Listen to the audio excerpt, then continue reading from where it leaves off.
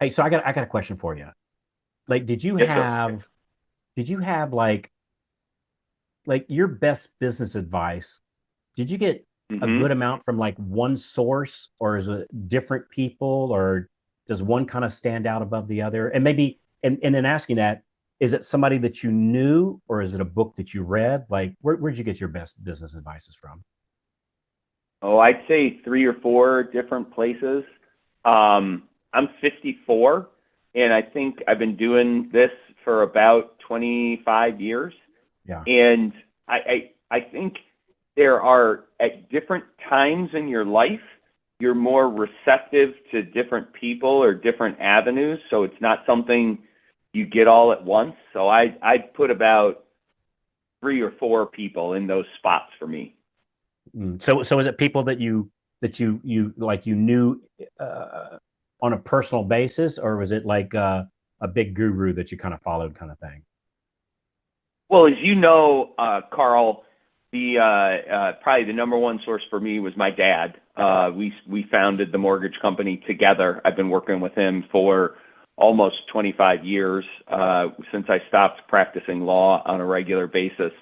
But then also two or three business coaches along the way. And I've had a couple of mentors, mortgage industry specific, from which I've learned a lot. But my number one is got to be my dad, and just learning about people from him. I think so. I've gotten some good advice. I've learned a lot from you. Thank I you. learned a lot from, Likewise. and I appreciate that. And I learned a lot from this guy named Greg Hill, who was the owner of Family First Mortgage, which got caught up in the '08 crash and burn. hmm But just a wonderful Yep. man. I learned a fair amount from him.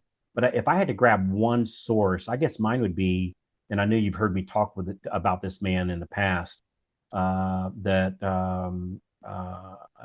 I was in essence a butler of sort, and while I was going to college for this very wealthy gentleman, that in today's money hmm would probably be a billionaire. He had 350 million at the time, and this was back in 1984, maybe something like that. Okay. So 350 million in Yep. 84, probably somewhere around a billion or close to it today. So anyway, I just want to make sure everybody. So I'm talking with Owen Lee today, who's the CEO of Success Mortgage Partners, and him and I work together. And we oftentimes sit and just kind of share some of our best ideas back and forth each other. And I thought we'd have a little friendly competition here, Owen, Love it. uh, on giving best business advice ever received kind of thing. And so I thought we'd run through That's that a little bit. I, I'm all in shape for this, Carl. I just finished my biannual, once every 6 month rereading of Think and Grow Rich. So I've Well, see, that's an unfair advantage. That's an unfair advantage. Yeah, because I've got this the garden of this part of my brain has been watered recently. We'll just leave it see, at that.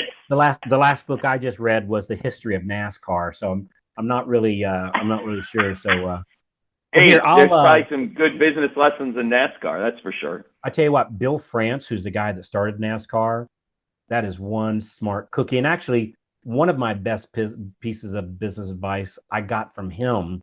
And if we get to it, I'll share it. I got a little, I put a little cheat sheet together here for me to All see. right. All right. So I'll start off. So, probably, and boy, this is such an easy one to fall prey to fall on the other side as is like Yeah. focus on revenue generating activities. And, and hmm the where I got this from said, you want to spend 80% of your time on marketing and sales. Boy, that's I have to say that's a tough number. Like, but Yeah. what they said was like, if you don't have clients, nothing else matters. And gosh, hmm that is so true. Because I would say, when we go around the country, Owen, talking to different mortgage groups, one of my favorite questions to ask is, what's the number one thing that makes you most your money? And most people say hmm referral partners, whether it's real estate agents, financial planners, like Sure. maybe work in their past database, something like that. I go, great. How many minutes, hours, if any, did you spend doing that last week? All of last week, how many hours, minutes, if any? And I've said it here before. The number one answer is 0 hours. Because they're so busy getting ready to get ready, kind of thing. Well, Yep. I need to get my social media up and going first. My logo needs to change the color of it, and the Yep. stapler's on the wrong side of my desk. So I need to do that first. Or gosh knows, I need to go onto Facebook and like a bunch of posts or something like that. And Oh, so I would say, even if somebody's at 50%, that would be fantastic advice. So we got this new thing going in the alliance, that when somebody joins the alliance, we send them a little chess clock, and a chess clock has two okay. clocks on it, That's and right.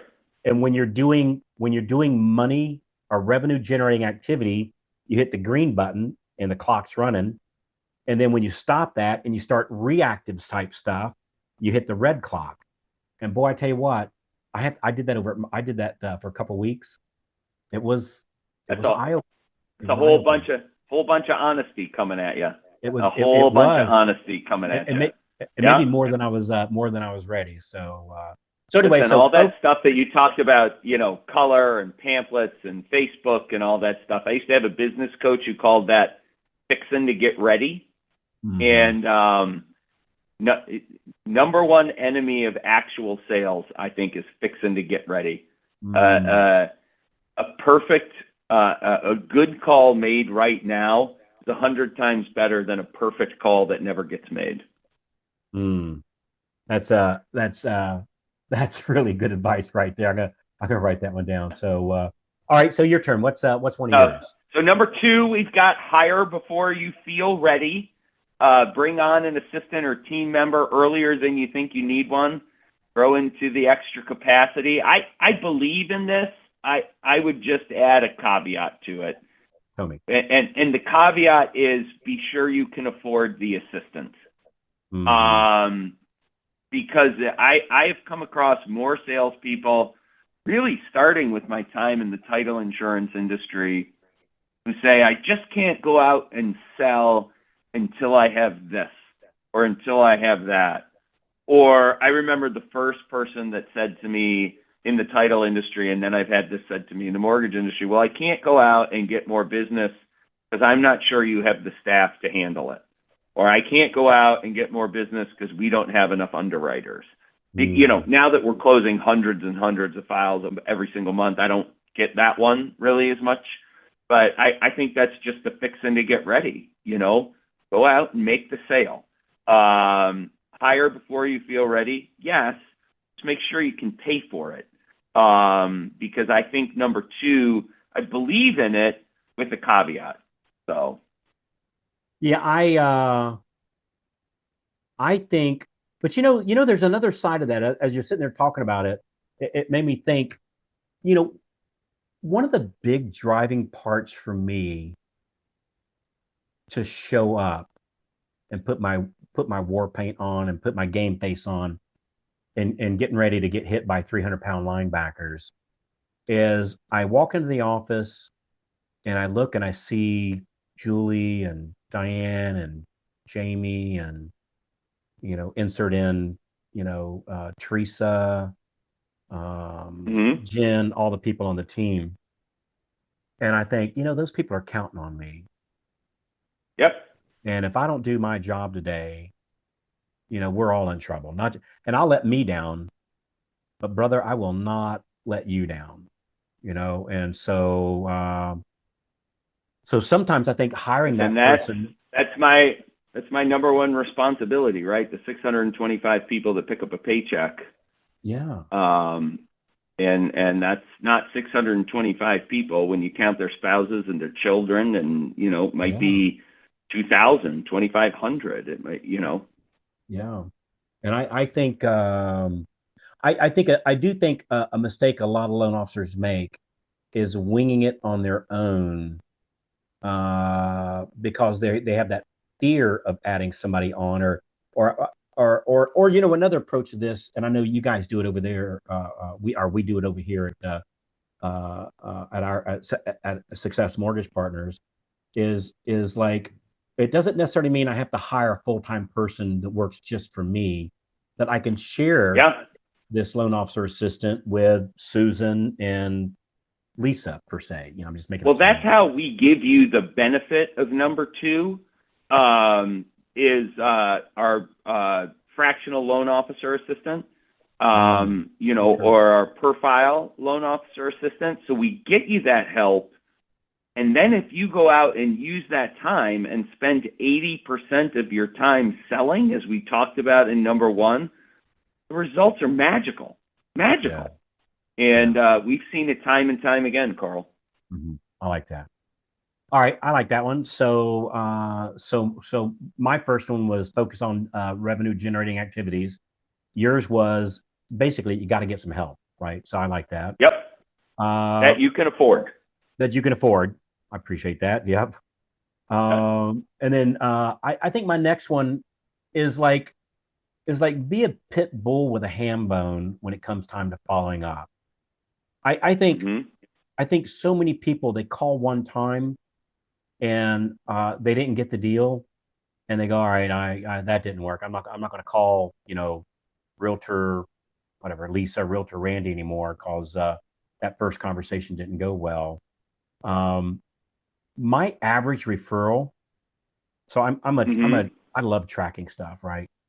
Um, Yep. my average referral comes on the 5.7th conversation with that person. 5.7. So between the fifth and the Mm-hmm. sixth conversations when I get that first referral, or that's when somebody says, "Yeah, man, let's do that." It's I'm not going to say it's never on the first call, but Mm-hmm. it's certainly not typical. And I think people give up too easy, and because I tell you why I think they do. I don't think they do the math and understand how valuable each referral partner is. So like, let's say if that referral partner sends me over, like, let's just say every other month I have a closing with them, right? Just not every month, but every Mm-hmm. other month. That would still be somewhere around, depending upon how many basis points and what size loan and whatnot. But if you figure like $3,000 per loan, which is kind of a industry-ish Yep. general statement, Average. that Sure. yeah, that's still like 18, 20 grand. So every yes is 20 grand. Of course they don't say yes on the first time because it's 20 That's right. grand. You got to work a little bit for that. Yeah. So I think I'm not a huge consumer of podcasts just because I spend so much time on the phone during my waking hours. But I tell you, a couple that I do listen to, there's a guy who advertises sales training. And he says that the average yes in sales is received after the eighth call. so at 5.7, And I'm ahead of the schedule then. you're ahead of the game. You're ahead of the Interesting. game. And when you think about it, hey, I've been selling a product or service in some form or format for 25 years. And just thinking about it, I mean, honestly, how often have any of us had a sales lead slip through our fingers because of lack of proper follow-up? I'm certainly raising my hand right now. Yeah, But yeah. that's just like letting the gold nuggets fall between your fingertips. Mhm. If you could magically put a sieve or a colander of some type that had an ironclad bottom. Of course, I guess it wouldn't be a sieve if it had an ironclad bottom. So maybe that's It'd the be a wrong bucket. It'd be a story. bucket. But yeah, exactly. Catch all those gold nuggets. You'd have a lot of them, but you gotta call. Carl, you wrote the book on call reluctance, right? Yeah. You gotta overcome it. Gotta overcome it. Hey there. Hey, if you're loving the tips so far, be sure to hit that subscribe button right down there and then tap the little bell so that you never miss out on more free, cool tips coming your way. Also, I would love to hear from you. Drop a comment beneath there. Let me know what you think or tell me what you'd like to hear next. So what do you think? What's the if follow-up is my weak point, right? What's Mm-hmm. what's the number one thing I can do to fix that? So I always try to do my hardest activity first thing in the morning. And when you just ask that question, I think there's a lot of people out there who are tempted to say, "Oh, hire somebody to do your follow-up." Yeah, that's possible, and but it depends on how much business that you have, right? If you're closing 15 deals a month, I think that's a great solution. If you're closing two, I think it's a mistake. I think you have to block time early in the morning to make sure you followed up on every single lead because you are the product. In this business, they're not buying, 80, I saw a stat, 94% of all loans that are closed in America, 94%, despite the rise of non-QM, 94% of all loans in America are Fannie Mae, Freddie Mac, FHA, VA, and rural development. Okay? So that 94%. means, yeah, we all have vanilla. If we were running ice cream stores, we'd all have vanilla, chocolate, and strawberry. And maybe we would have Tutti Frutti, and somebody else would have Superman, and somebody else would have mint chocolate chip, whatever. But if you be relentless about your follow-up, you are the product. Mm-hmm. So you have somebody else follow up. Who's the best spokesman for you? You are. So if you're closing 15 a month, 20 a month, fine, perfect. If you're not, think real carefully. Block time early in the morning. Follow up with everybody between 9 and 10:30 or however you want to do it. Run to your most important job first, because number 3, follow up, is just another form of sales, right? And so that's what I would do. Mm-hmm.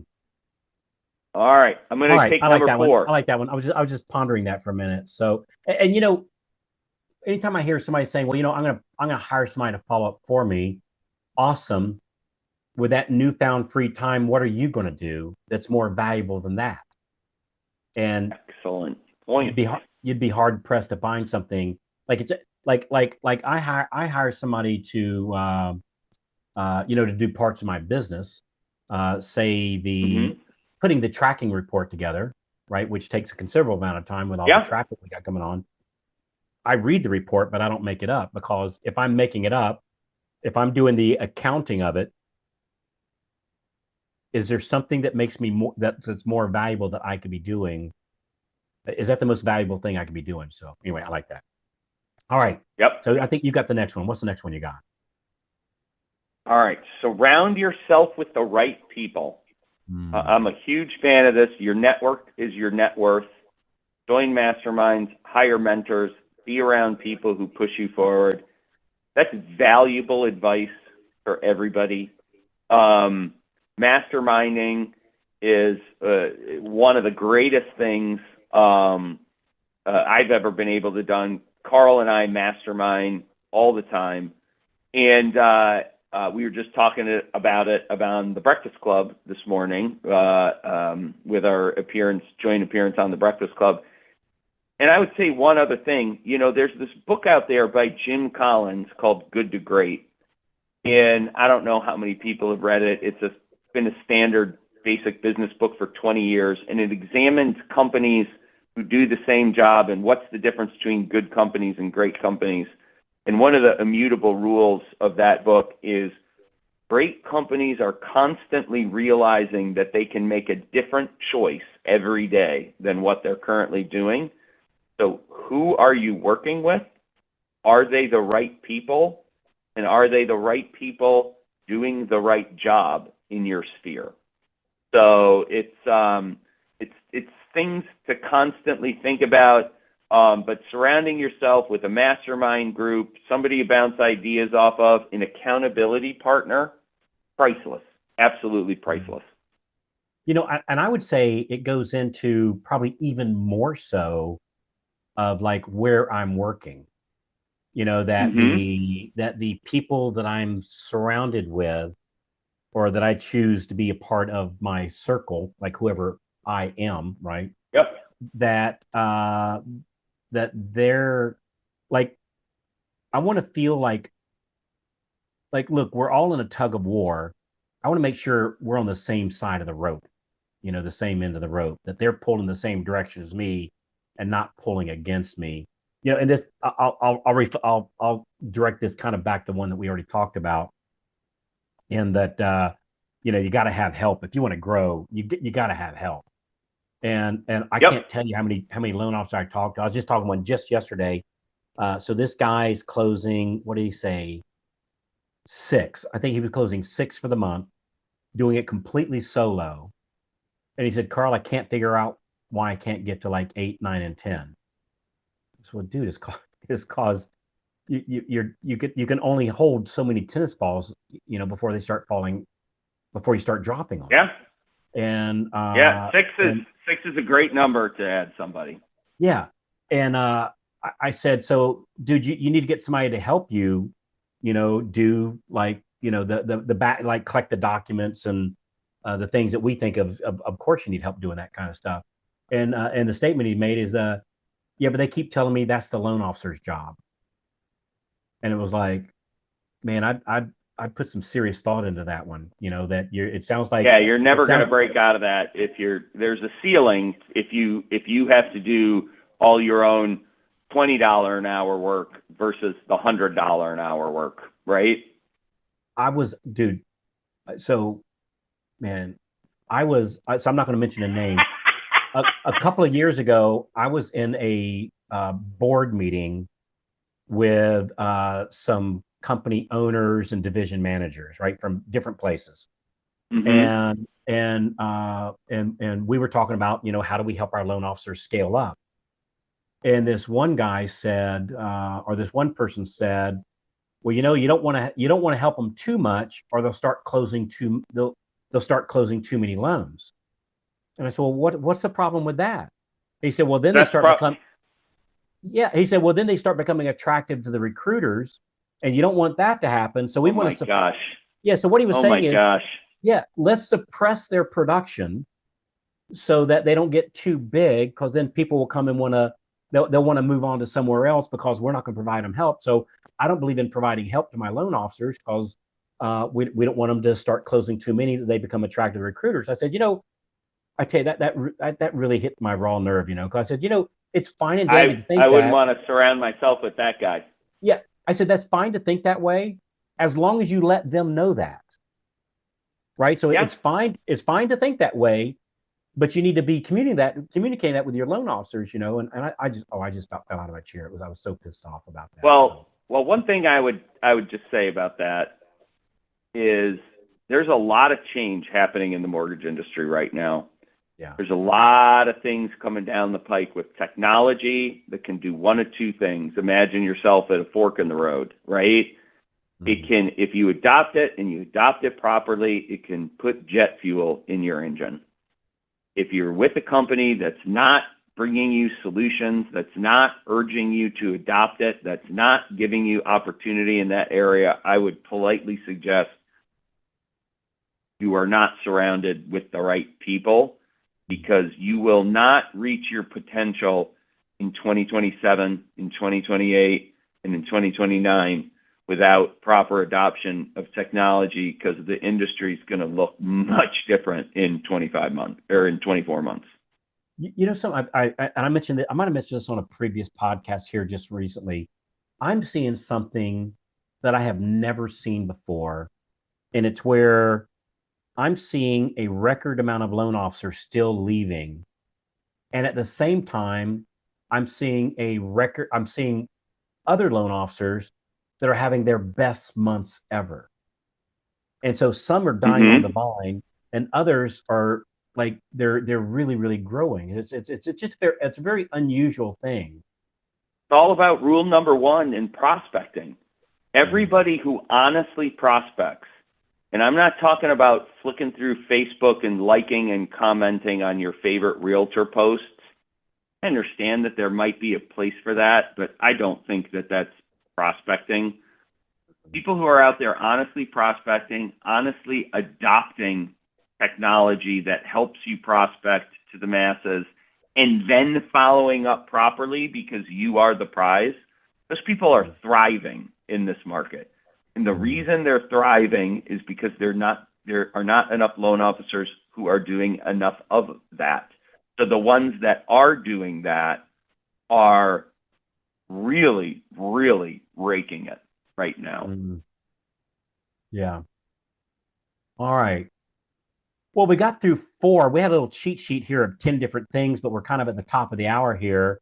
And so here, I'll tell you what we'll do. If you'd like to get a copy of this full 10 things that O and I came up with, of some of the best business advice that we've ever gotten, if you like the rest of the list, the other 6, how could you just shoot us an email. So shoot us an email at support@themarketinganimals.com, support@themarketinganimals.com, and just tell them you want Owen and Carl's best business advice, like the 10 best pieces of business advice, and we'll give you this. And if you're watching this where you can see the show notes, I'll put a link in there where you can tell us where to send it to, and we'll text it to you, or we'll mail it to you, or not mail it, but we'll text it to you, or we'll email it to you. So if you're watching it on the show notes, go ahead. Yeah, I was just going to say, keep your eye out. You never know when a future podcast is going to pop up, because we could probably do an episode on each one of these 10. Oh, no question. We can. And I have to say, I'm not going to say what it is because we're totally out of time. I love number 5. So number 5 has been my yeah. That's been we might could do a whole episode just on that. So make sure you get a copy of the list. Again, look on the show notes, and I'll put a link in there. Tell me where to send it to, and I'll send it to you.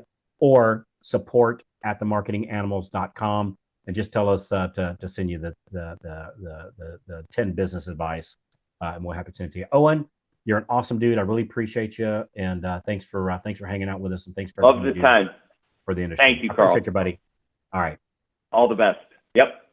All right, thanks for hanging out with Owen and myself today. We appreciate it. We always appreciate those reviews. So keep those coming. It helps get the word out. And thanks for sharing this episode to your best loan officer friends. And I'll send the list to you, and we'll see you on the next episode of Loan Officer Freedom. Thanks again, everybody. Bye-bye.